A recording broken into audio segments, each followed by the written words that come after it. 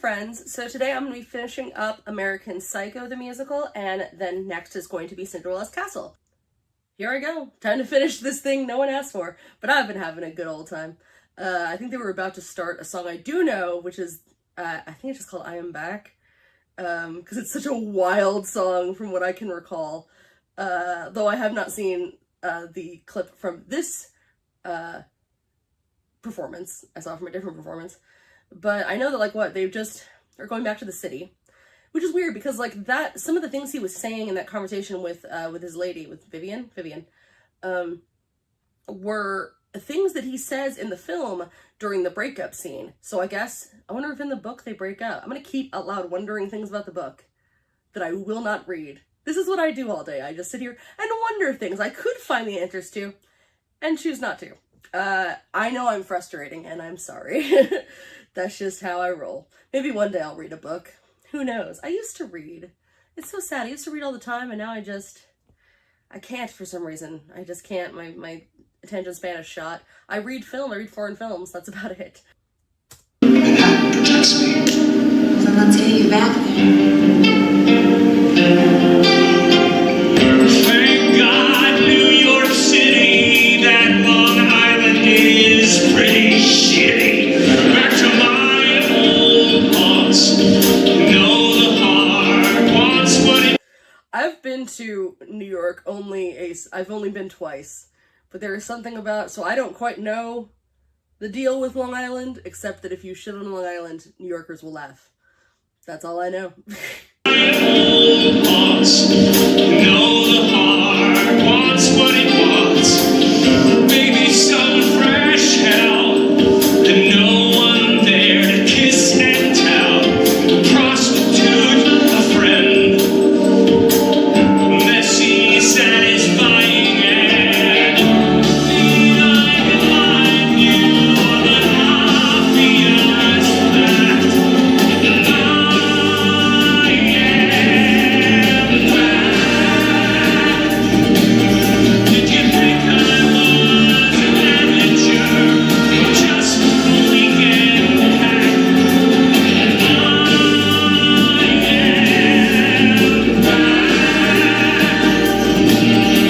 And yes, this is what an American Psycho musical should look like. Just covered in blood with Patrick in his underpants. Boom. There you go. Perfect. Yeah. I was just thinking, and I say this as someone who does not know the Jekyll and Hyde musical at all, but I bet Patrick Walker would be pretty good in it, knowing nothing, just because he can contort his body in different ways that I think would make that performance interesting, knowing nothing about it. I like when it truly looks like something is happening to him, like he's turning into something else. Sort of like James McAvoy in Split, when he's becoming the Beast, or things like that, or clips I've seen of Benedict Cumberbatch in Frankenstein, the stage production, which I have not seen all of, only seen clips. I'd love to watch the whole thing. I like it when people bring a kind of distorted looking physicality into their performances, and I think Benjamin Walker does such a great job here. I wish he was more popular. I know he was in Abraham Lincoln Vampire Hunter, which I have not seen, and I know he was in the Lord of the Rings show, which I also haven't seen. I literally just know him from Bloody Andrew Jackson and this, but I just think he's extremely talented, and he was very charming. I wish he could be. He honestly looks like he'd be a great, he shouldn't be in the movie or anything, but if they were going to do, I don't know, a TV show of another Gotham, but they wanted to have Bruce be older as a background character, I feel like he'd be a good Bruce Wayne. He looks kind of Bruce Wayne-y to me. Anyway, just it gets so wild, and once more I know that that's probably what maybe made people not like this show as much, but I think if you're gonna make an American Psycho musical, you've gotta just kind of go for it and just swing for it. Because even if you fail, at least you swung. And I feel like this one swung, but kind of hesitated at the last second. I think it could have been crazier even. And as I've said throughout this entire thing, I think that if it had been on off-Broadway, would it have been extremely successful? I don't know. but I think it would have done better. I think it would become a cult classic, which I don't know if it has, because I've never spoken to anyone else who's seen the damn thing or even knows it exists. So I don't know. And that's talking to musical fans and horror fans, because those are the two kinds of friends I have pretty much. It's musical fans or horror fans, and neither of them know. So I don't know. Sabrina, Christine, hi ladies, long time. Hi, Paul. Where have you been, Paul? I was in London on business. I can't really talk about it, but I can assure you it was incredibly important. This is a new place. I moved. Do you like it, Christine? It's a palace compared to the other apartment. It's not that much nicer. Would you know that painting, the expensive one? I burned it. It was worthless. Listen, I would really like to see the two of He burned it because he accidentally hung it upside down. There can be no sign of him making a mistake or being weak. And just talking, oh man, him constantly talking as if he were Paul is so wild. Because he's got to be Paul. He also, too, Paul was, whatever he thought his name was, Haverstrom or something. And then also he's, Patrick. It's a lot. It's a lot to remember to be. you. Get it on. But not like last time. No, Christine. Nothing like last time. I'm ready to restart, to excavate some bleeding heart. I'm ready for release. A little violence to bring me peace. I'll take a strong position. I don't have any inhibitions. If you wanna watch, let me know. I got it all on video. That's a good little spin there. I just like the way he's moving because it looks like not only that like he's changed, but also like either he's changing into something or like he's struggling to just keep his body upright and moving. Like he's trying to like staying in step with everyone that he's been trying to do this whole time is now becoming fully impossible. Like he can't even get his body to work like a normal person anymore. Maybe it's a little bit of both, but I love like everyone else is kind of also disjointed in it and very broken in their movements because they're corpses. It's like he's half dead already.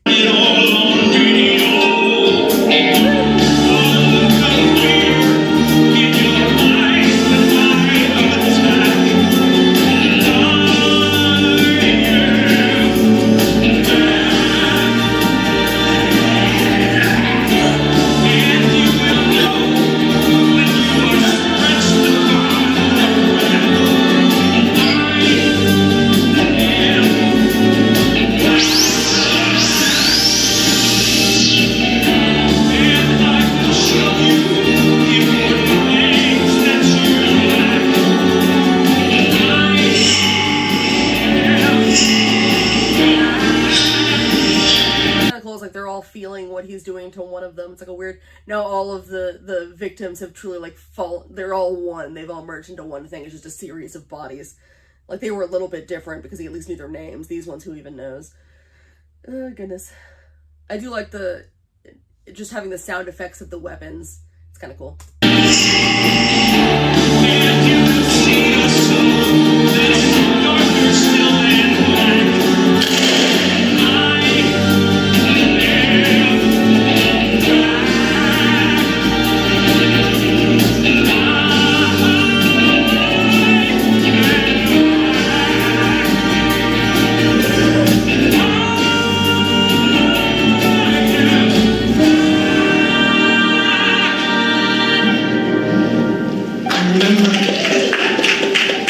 God, it looks almost like if you've ever seen the house that Jack built. It's like like the house he was building out of people, or maybe like Antichrist with all the people in the bodies in the tree, the little base of the tree, which I don't particularly like the movie Antichrist, but the image is very striking. Or even like just like rats, just like tails all conjoined in that thing. What is it called? The rat tower or something. Just horrifying. Dismember Sabrina's legs. I used blood from her stumps to scrawl a message. across the walls of Paul Owen's apartment. In dripping red letters. Something from my memory. It seems a lifetime ago. Abandon all hope. Ye who enter here.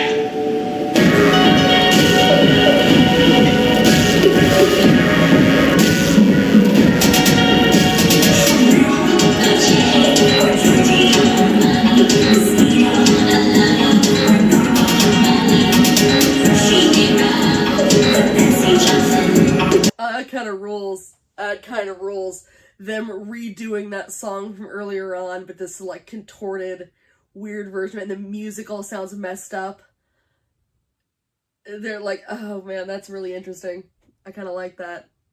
It's either him seeing the corpses dancing like that, or just, you know, he has so little value in people alive or dead that they're the same to him. He just sees like they're all just empty, which that's true. They all are in the way they live their lives anyway. Is very empty, but that's kind of cool. I like that. I like the way the song is just kind of off a little bit.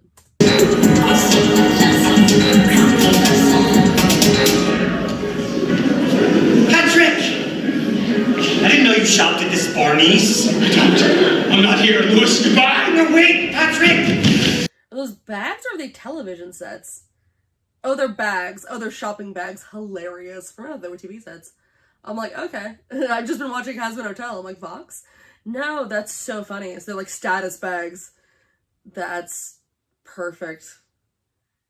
Because yeah, in that song, they're literally just listing labels. This is basically what they look like, but a little different. So now we're pretty much going to see Patrick, to everyone else, probably looking normal, but to us, seeing the inner him, which is in his underwear covered in blood. No more symbolism left. It's just, that's what he is now. This whole thing with Evelyn, marrying her, it's Evelyn, not Vivian. Evelyn. insanity! We can't keep going on like this. Louis, get your hands off of me! Listen. No, listen! I know you have the same feelings I do. So why can't we be together? Louis, you pathetic little faggot! If you don't stop with this bullshit, I'll slit your fucking throat right here in Barney's. Hey, Patrick! I figured it all out! I don't have to marry Courtney. You don't have to marry Evelyn. We can relocate to Arizona and buy an inn. What the fuck? You're marrying Courtney? Not if we go away together. Oh my God, Louis. You are truly the only person more insane than I am. I love you, Patrick. I love you. I'm convinced, Louis. You've convinced me. Now, have the guts to face reality. I don't love you. I don't love anyone.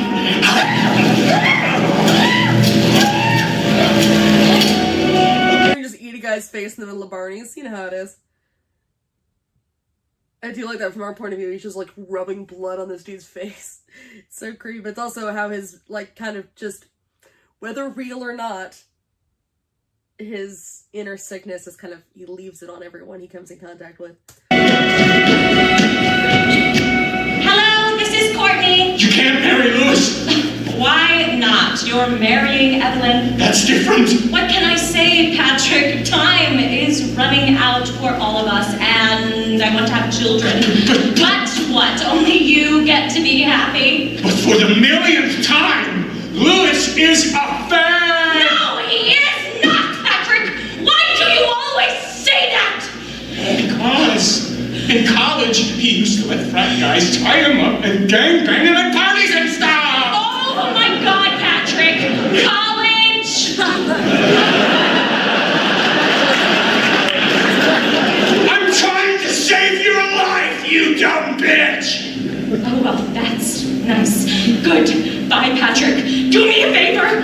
Don't call me again! Patrick? Wasn't that interesting? How he kind of broke through the... What wall is that? Was it a fourth wall? A wall. He broke through a wall. Kind of screaming her face on the phone. Is everything all right? Gene, fine!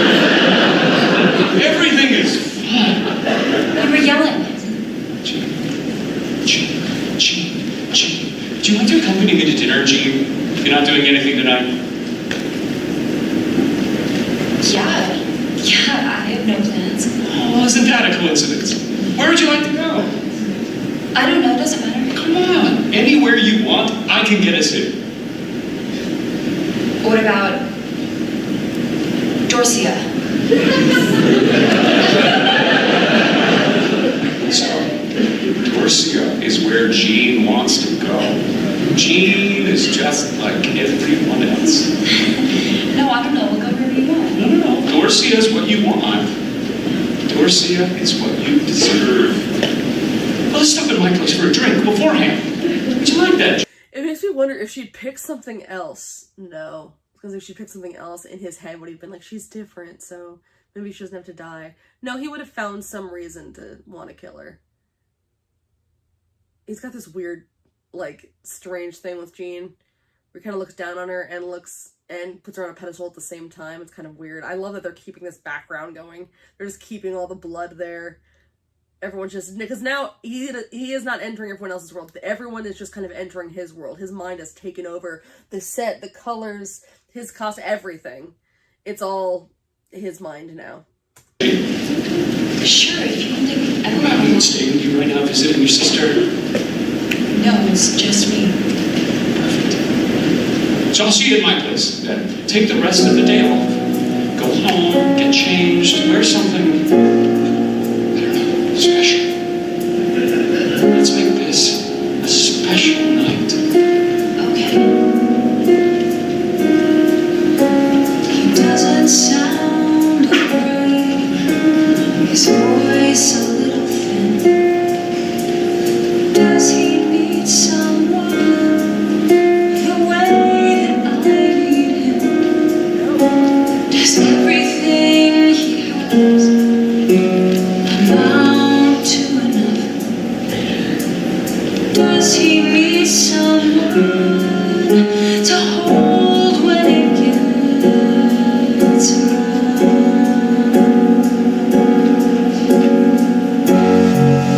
Am I someone he could linger on?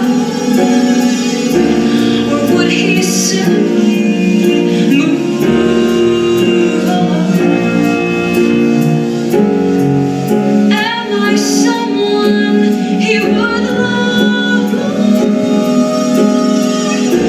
Would I be just a girl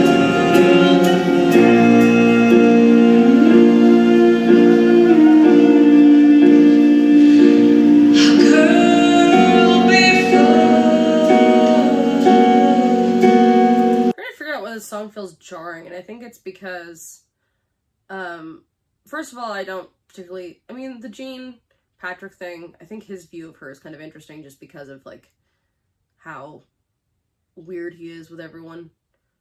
But I think this might be the first time we've had a song sung by someone else on their own that was actually, like, about their inner thoughts with Patrick not there. Like Evelyn and her friends singing, you know, the songs about clothes or the food, things like that. That's setting up for the party. That didn't feel weird. Or, you know, when they sing songs like the 80s covers. But this one is like sort of a, not an I want song, but it's an internal dialogue song. It's her inner thoughts. It just kind of feels like it doesn't really fit. I don't know. Am I weird? Does anyone else feel that? It just seems like if the only like inner thought songs we get are from Patrick, and suddenly in the last second we get one from Jean. It's not like we were following Jean through. I mean, we saw her, but it's not like it was like half Patrick and half Jean's story or something. It just kind of feels jarring. It's a pretty song. He looks at me sometimes in a certain way. All the fears I have seem to fade away. I know that I'm a fool to think that this is real. I'm breaking every rule, 'cause this is how I feel.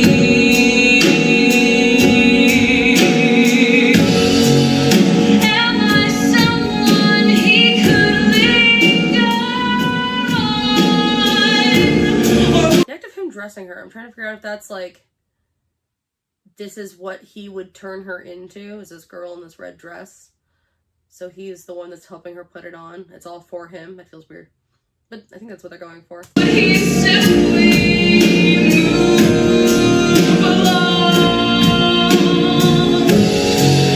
Am I someone he would love? Would I be just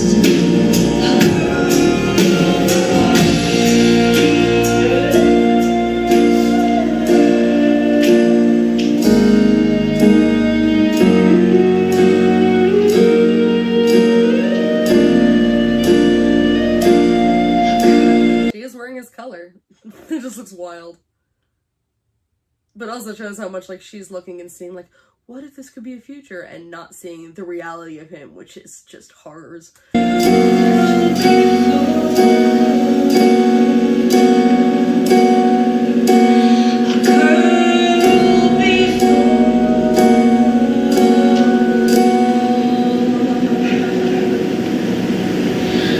like to travel.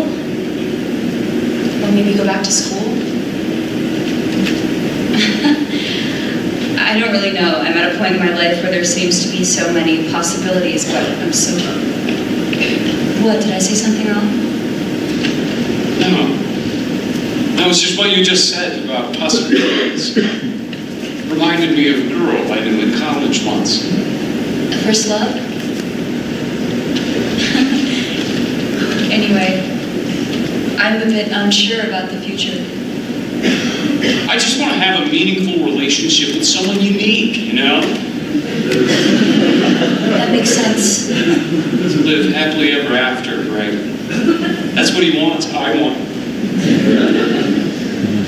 That's what people... That's what he wants. Interesting. I wonder what that was about. Okay, so that's what he wants. Is that like what the image of Patrick Bateman would want? Is that how that works? He's talking about Paul. No, I think he's talking about like when he talks about, you know, there's an idea of a Patrick Bateman. That idea wants that. We need each other, I guess, to be happy. Some don't. Well, people adjust to their circumstances. You're not one of those people, Patrick. Oh, Jean. Where you see nature and earth, life and water, I see an unending desert landscape devoid of light and reason and spirit. But I mean, haven't you ever wanted to make someone happy?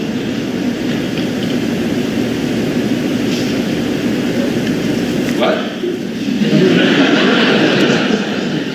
What was that? Haven't you ever wanted to make someone happy? Evelyn? Or someone else? Did you know, Jean, that Ted Bundy's first dog, a collie, was named Lassie? Had you heard that? Who's Ted Bundy? Forget it. Does not know how to people at all. He doesn't know. Yeah. You were saying. Nothing. Just that. I think I'm in love with you, Patrick.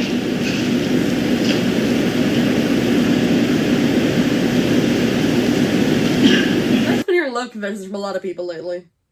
You can see how uncomfortable he is with a conversation that is something about something substantial. He clearly like just doesn't know what to do with it.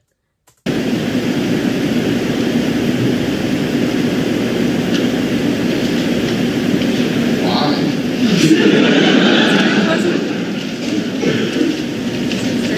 Because you're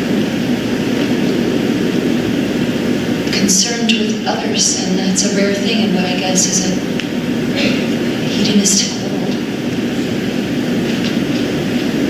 Jean is very bad at reading people. Very, very bad. What else? You're sweet.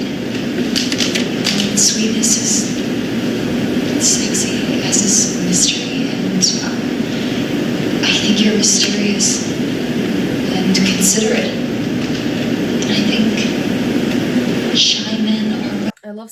these bloody footprints.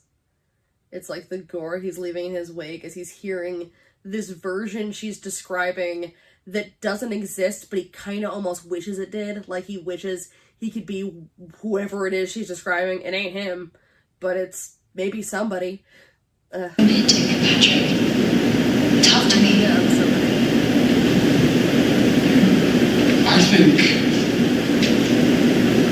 I think you should leave.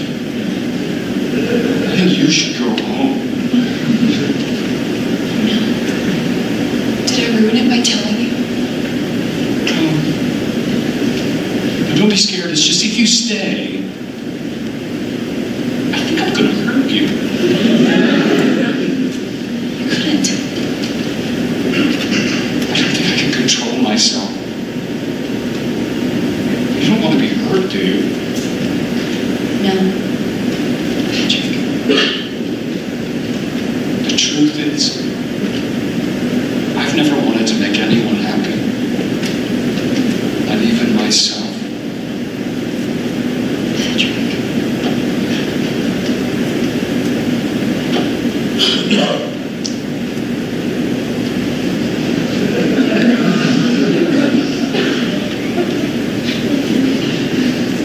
I love the laugh there. I think that's a genuine, like, it's like a wild animal being touched. He's just like, like he doesn't know what to do with actual contact that has like meaning behind it. Isn't just superficial, handshakes or whatever with Evelyn. Like, there's actual emotion behind it. He freaks him out.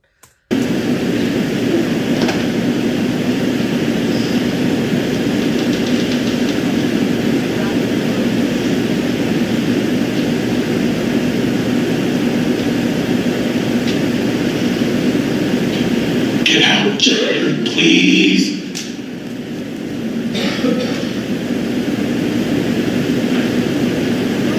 Go! The way he holds on for just a second. Monster person, but interesting, but monster person. I'm not sitting here feeling bad for him, but it's more just like feeling bad for who he could have been if maybe he had help. And as of now, spoilers, he hasn't actually hurt anybody, but I just, I don't know. I feel a little bad for who he wants to be versus who he feels he is.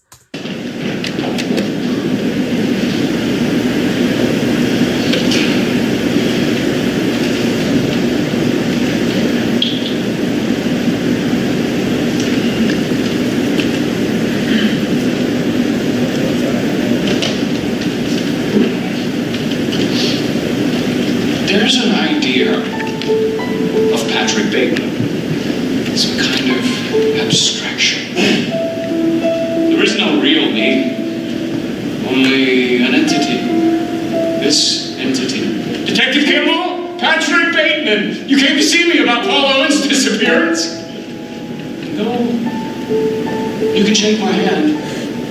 You can feel my flesh gripping yours. I simply am not there. I killed Paul Owen, detective, with an axe. And not just Paul. Dozens and dozens of people, too many to count. Most of them women you can't imagine. The truth is, it's hard for me to make sense on any given level. I am fabricated, an apparition. I can tell you where the bodies are, detective. I keep some of them in an apartment in Hell's Kitchen, but lately I've been using, you'll appreciate this, Paul Owen's apartment as a meat locker. I don't know, I kind of like the idea that he's becoming introspective in a sort of critical way at the same time that he's also confessing. It's like he's calmed down enough and thinking clearly enough that sort of the good Patrick Bateman, the concept of a good Patrick Bateman can kind of seep through enough to reach out and tell someone. My conscience, my pity, my hope, it all disappeared a long time ago. Probably at Harvard, if it ever existed. There are no more barriers to cross. my tears. I am without limit. And I'm a pretty sick guy, detective. And I almost hurt someone good. So I think you might have to stop me. Or something. I almost hurt someone good, because I don't know, man. I feel like a bunch of people he killed that we saw anyway were people that he knew, people like on the same level as him as far as like economic, you know, that kind of stuff. Social class. So I think it says something a little bit that he just assumes anyone who has a similar lifestyle to him is automatically not good. Partially because of how he sees himself, partially because of how he sees, you know, the things that are important to him he knows are empty bullshit. So if they're you know, important to anyone else, then they automatically must also be empty bullshit, I think is kind of where they're going. Yeah, I don't know, I like that. When you get this message,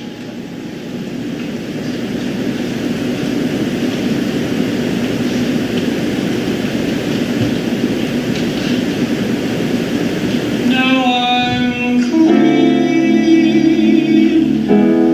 I've become clean.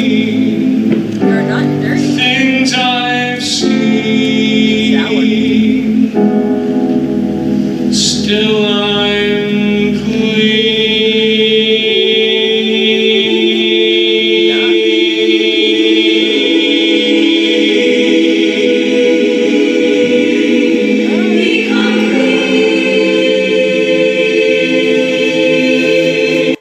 Time we've seen Patrick go down. We've seen a bunch of other people go up and down on that thing, but I don't think we've ever seen Patrick go up or down on the little elevator. Everyone's not covered in blood.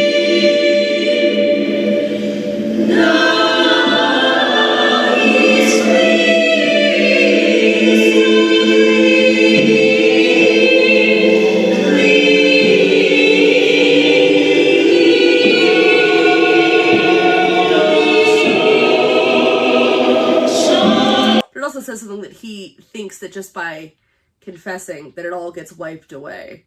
I think that's also very telling about him, that everything is so easy to cast aside that, yeah, sure, once he says it, then it's like it never happened.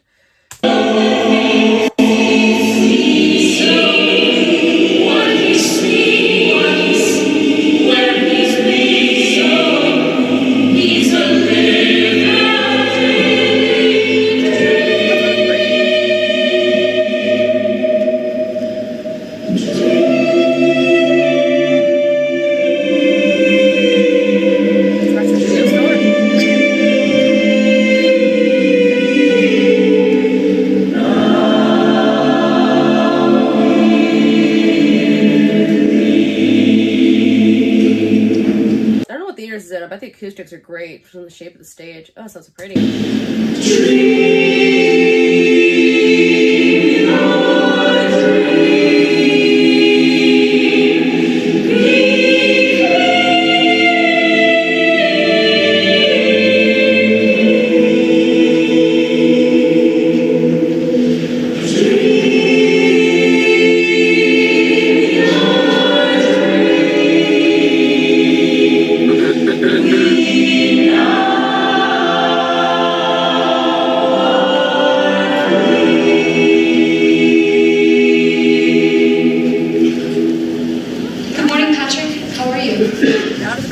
I slept like a baby.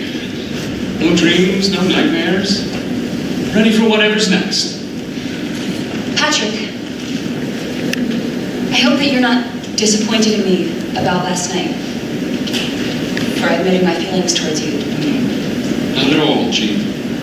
I found your confession inspiring, in fact. Good, I'm glad. I'm calling HR this AM. You're getting a promotion. You deserve it for putting up all of my bullshit. And a better benefits package. I want to make sure that you are taken care of. Patrick, I don't know what to say. Just say yes, Jean. Yes. Oh, because he thinks he's going to jail. Right, got it. I was like, this is kind of interesting. That or he's just trying to push her away. Or both. I think it's both. Thank you, Jean. For everything.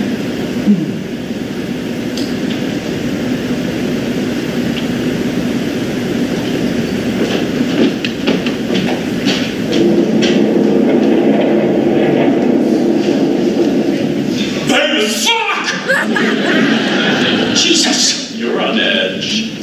Sorry. Waiting for a shoe to drop. Oh, it already did. They're going to announce it at the partners meeting tomorrow. Announce what? Oh, not a mucho. Just that you're getting the Fisher account. Really? Wow. Effective immediately, you'll be the one taking it to the next level. And by the way, I wasn't supposed to say anything, so act surprised when they tell you. Okay? I will. I am. Hey, we should celebrate. Get the whole sick crew together. What do you say, pal? Tunnel, for old time's sake. You were working as a waitress in a cocktail bar. When I met you, I picked you out and shook you up and turned you around, turned you into someone new. now 5 years later on, you got the world at your feet. Success has been so easy for you. But don't forget, it's me who puts you where you are now, and I can push you back there too. Having Paul continue to be in the white suit for that part right there. I put you where you are now. Oh, that's great. I love it. Don't you want me? You know I can't believe it when I hear that you won't see me. Don't you want me? You know I don't believe you when you say that you don't need me. Trust you ain't lying. When you never change your mind, you gotta change your mind. We've got static back, but I don't know. It's kind of wavy this time. It's a little different. Don't you want me, baby? Don't you want me? Oh. The timing cannot be more perfect, Timothy. With the wedding almost upon us. Oh, which reminds me, Patrick and I would love if you'd be our best man. Wes, can we talk about something relevant for a change? What did you have in mind, Bateman? I don't know, Carruthers. Maybe. Where do we have reservations? God, Patrick, when did you become such a control freak? I don't know, I always feel better when I know where I'm going next. McDermott, 222, check this again. No fucking way. The Coke I scored there last time was cut with so much less. Whoa, enough, Jesus. No point of the night much. I can call Dorcia and get us in. Dorcia? Ooh la la. I highly doubt that, Sean. Maynard Dean was one of my roommates. Freshman year, you ass. Deal with it. So should I call? Yes. Patrick, is Dorcia all right? Come on, Bateman. We're waiting. Excuse me. I have to return some videotapes. Patrick, it's Dorcia. We're going. Detective Kimball? Mr. Bateman, how are you? Having a night out? I am, yes. I love this cop, this detective just hangs out at a nightclub. If he's even there, this makes me wonder if this conversation is actually happening. I don't know. A rockin' and a rollin'. Yeah. I thought I might hear from you. About? Did you get my message? The one I left you sort of I ram. think in the movie, he didn't leave it on the detective's answering machine. I think he left it on his lawyer's answering machine, which makes a little more sense that the lawyer then didn't do anything about it. It's a little weird if the detective doesn't look into it at all. I don't know. Confession. Oh! God! Yes, that was... So that was you. Oh, Mr. Bateman, I have to tell you, that was hilarious. You killing Paul Owen and the escort girls and all the others, that was brilliant. You're a very talented man. You should be an actor. Detective, you don't seem to understand. That whole message I left you, Yes? it was true. I tortured and killed dozens and dozens of people. I killed Paul Owen and chopped him up. And also, I liked it a lot. really can't be any clearer than that. Mr. Bateman, that's just I think I remember right in the film, when he is leaving that message, he goes into a lot more detail. Like, he just kind of rattles off a bunch of things he said, including that he ate some of them. I know he does more things in the book that are insane. My mom hilariously has read that book, which, like, my mom is super anti-horror. Not anti, but, like, I don't know. She gives me a lot of shit for watching horror. She doesn't watch horror. And yet she read that. So, like, come on, Mom. Mixed messages, bro. But I know there's some things with rats and a girl, and anyway, they weren't going to put that on stage, and they certainly weren't going to put that in a movie, so, but yeah, they reference things being way more messed up. But it is weird, if this is a cop, the fact that he wouldn't then look into this dude who seems so sure that he's done stuff, even if you know for sure he hasn't killed Paul Owen. Wouldn't she kind of look anyway? Just a little? I don't know. That's weird to me. It made more sense when it was on his lawyer's answering machine. not possible. Why isn't it possible? Because I had dinner with Paul Owen in London, where he is indeed hiding out. What? I found him and had dinner with him twice, in fact. And he was, like, alive? Oh, very much so. And mortified about the whole thing. Apologized for wasting my time. Bought me tickets to Les Mis on the West End.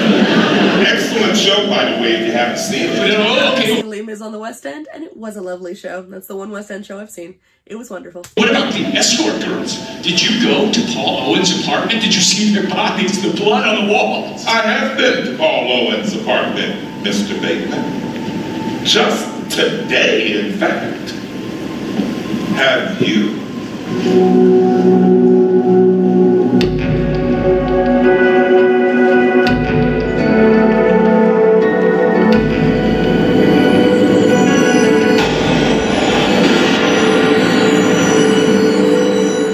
He was looking around, like he was looking around the room, but also almost at the static too. It's like his mind's fraying in a different way, where like the fantasy and reality are finally starting to separate, and he's starting to see what's his actual life has been.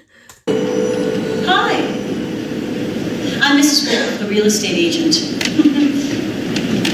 Can I help you? I'm looking for... Doesn't Paul Owen live here? No.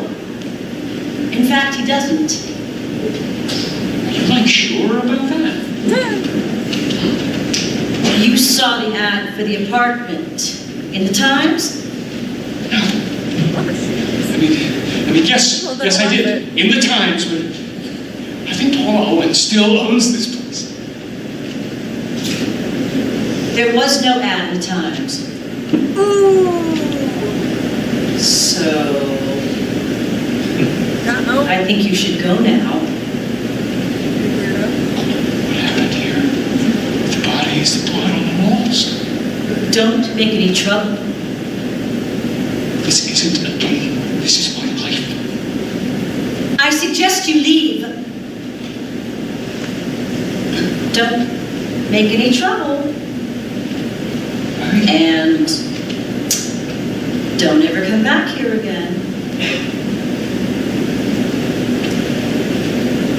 So it's crazy when this happens in a film, you know, without giving away things. Certain movies, like, you know, Fight Club, when you find out what's going on, or this movie called The Voices with Ryan Reynolds, when you see how he's living throughout the first, what is it, like the first half of the film, and then maybe the first 3/4, and then you actually see the reality of what the house that we've seen this whole time. We've been in this apartment the whole time. And then when you actually see what it really looks like, and you realize, like, what's been going on the whole time, and it really, like, throws you for a loop, because you have to go, like, wait a minute, let me recontextualize everything that's just happened the entire time I've been watching this film. I think it's really cool when a writer can pull that off.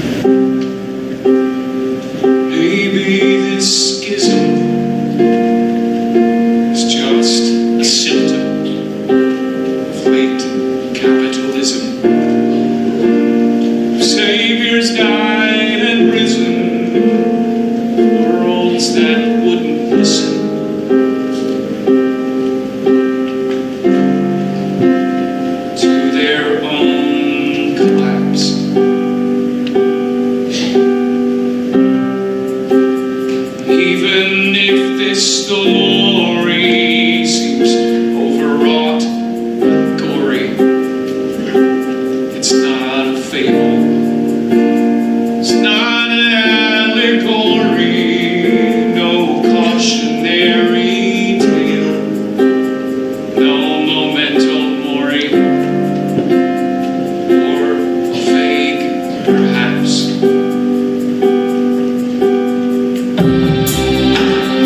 Maybe you've been slaughtered, maybe you've been kissed. Either way means nothing, I simply don't exist. Look at what's been done here and judge it out. That's the weird thing. It's you're relieved that he hasn't killed anyone. Obviously, you're relieved that no one is dead, and he should be relieved because it almost seemed like in the end when he gave his big confession that he wanted this second chance, this redemption in a way, and he got it because it's like when you have a horrible nightmare that like something's happened or someone's died or you've crashed your car or whatever it may be, and that amazing relief when you wake up and it feels so real. You wake up and you realize that's not happened and everything's okay. That's what he should be feeling. But there's also this emptiness of just like, oh wow, I never did any of those things, so that means that, you know, I don't have to deal with the consequences, but also, oh, I never did any of those things. I never did anything. I'm nobody. I'm nothing. I'm as forgettable as everyone seems to kind of think I am. And my version of a power fantasy is extreme gore. You know, it's yeah, I know in the film, they can't really do this in the show, but in the film, Gene is looking through his date book at one point, like toward the very end, and you see just all this insane doodling he's done. It's like it started normal, and then throughout it's just become more and more graphic depictions of violence in his little planner. So it is kind of funny. It's like, it should be a relief, but to him it's like almost a worse emptiness. I don't know. It's a fascinating character for sure. One that I'm sure lots of people can say a lot more than I can about him, but I just have always found it kind of fascinating.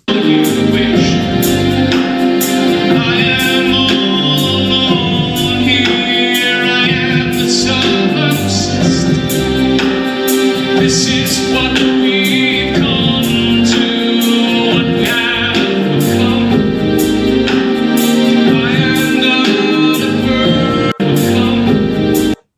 It's funny, and this is maybe an extremely dark thing to say, so apologies up front. But as empty as he feels now, I don't like, because now he's gonna marry Evelyn. He's gotta like now follow through on the stuff he said. So that's something. He doesn't love this woman. That's gonna, you know, she'll want a kid at some point. Then that'll happen. You don't see a good future for this guy.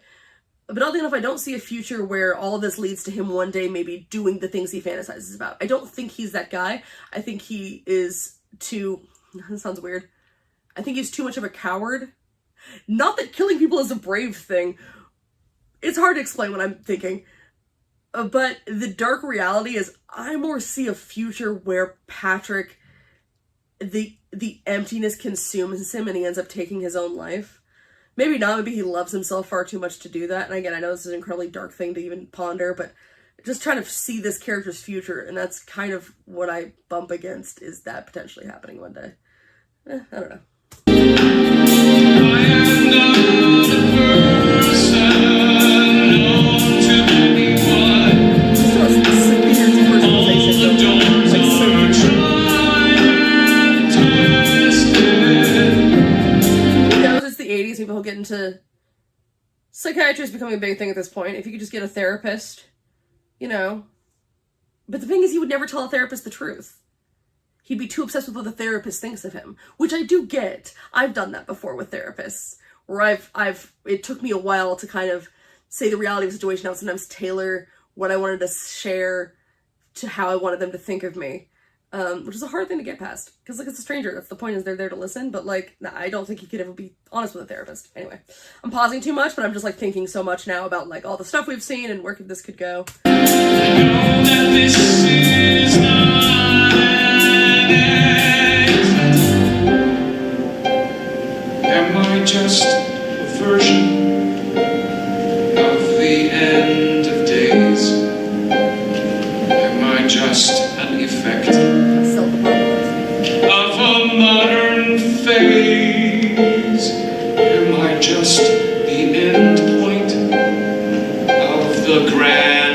afraid.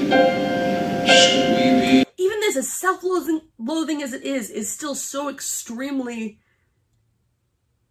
like, still, even at his, what would be considered a low point, when he is thinking, I am not a person, I am nothing, him saying, like, am I the end point, am I whatever, am I the effect, it's still thinking so highly of himself.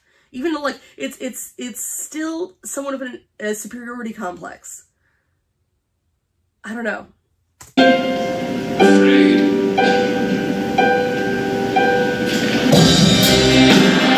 Maybe you've been stronger, maybe you've been pissed.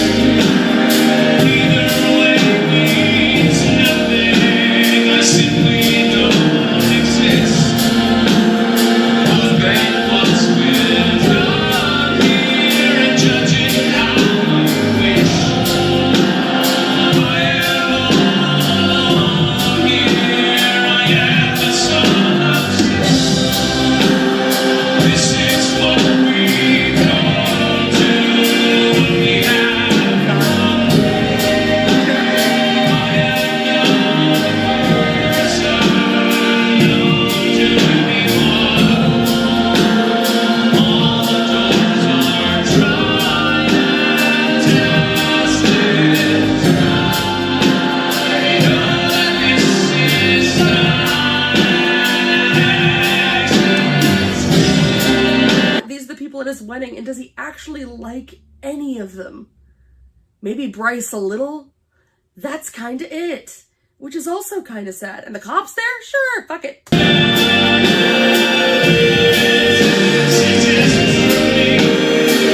is all fantasy.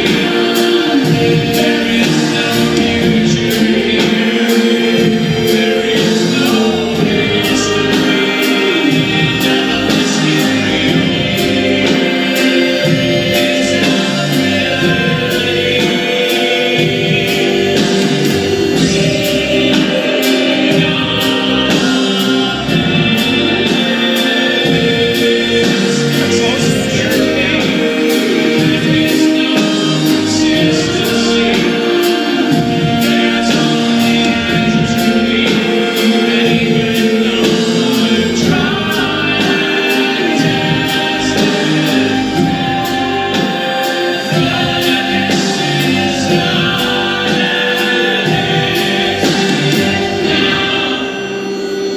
That right there is really how he's living his life. It's so, like, with the glass behind, it's that he's the disassociation he feels with everyone around him. I am 27 years old, living in New York City at the end of the century.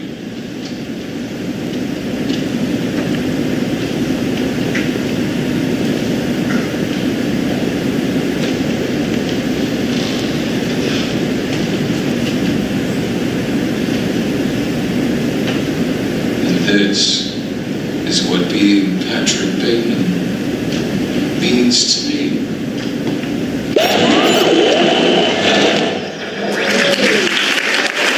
And there we are. I feel like having Gene there and that long look, I feel like he still wants to be the person that she was describing that night. But the reality is he is the person that Evelyn wants to marry because it makes sense, even though Evelyn's cheating on him, even though he's cheating on Evelyn, possibly still. It's just doomed. They're all just in this. I like that it does have this sort of. You don't see a lot of wedding scenes in media that feel so, just bleak. And I like that. I like that they stayed together, because in the movie they do break up. And so it ends with just like him having the confrontation like he did with a cop, but it's his lawyer at a bar. And that's kind of sort of it. They just go back to talking about nonsense. And that's the end. I kind of like the wedding ending because it shows how not only is it, I guess the movie, it's more like nothing's changed. He's just back in the same thing. And in this, it's more like things have changed and that he's going to get married. And it's like he has no control over everything again. He is helpless to just sort of go along with what he feels should be happening next in his life. So there we go. There's the American Psycho musical. I enjoy it. I think that I don't know if Duncan Sheik has done more than the three that I know. The Duncan Sheik musicals that I know are Spring Awakening, Alice by Heart, and this. I have not seen all of Alice by Heart, but I have heard the soundtrack. I think that this one is the weakest, which, I mean, like, I just genuinely think Spring Awakening is one of my favorite musicals of all time, and I think Alice by Heart has some really beautiful, beautiful songs. Even for a topic I don't care about, because I don't really like Alice in Wonderland. I want to maybe one day watch all of Alice by Heart. Maybe I'll do it on here if y'all want me to. I think this show is really interesting. I think it has some tonal problems that are kind of almost inevitable. Like, it honors the show in interesting ways that, like, yeah, some of the things are really campy, but don't feel out of place. There's a song about cards, there's a song about food, there's a song about designer labels. It's campy. The beach song and stuff like that, or the hot body songs, all of them make sense. Everything here made sense. I don't know if it makes a whole that is totally coherent, I guess. Because then other songs are very introspective and interesting, and other songs are just kind of like, oh, that's weird. It's a bit all over the place. I didn't hate the covers like I thought I would, because I'm not a fan of covers in musicals for the most part. I did actually like quite a few of them. There's maybe like 4 or 5 songs in this musical I think are genuinely really great.